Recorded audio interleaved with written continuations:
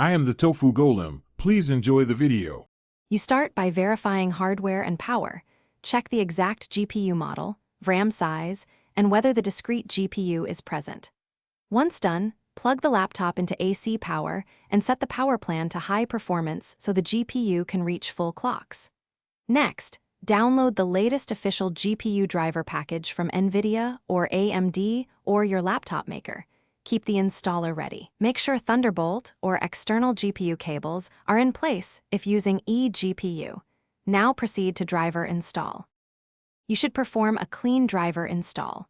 If switching major versions, use the in safe mode to remove older drivers, then install the new package.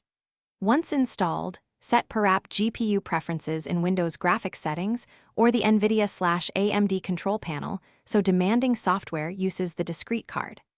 Also configure thermal and fan profiles, open monitoring tools, observe temps and clock behavior under load, and adjust power or fan curves to avoid throttling.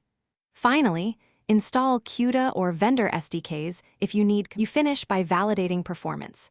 Run a benchmark and a real workload to confirm the GPU is active and stable, then check Device Manager and driver version for errors. Make final adjustments to game or application profiles, power limits, and fan curves to balance noise versus performance. If anything goes wrong, one key troubleshooting tip: uninstall drivers, run the in safe mode, then reinstall the correct OEM drivers. Additionally, check BIOS Thunderbolt/security settings and update firmware if the GPU is not recognized.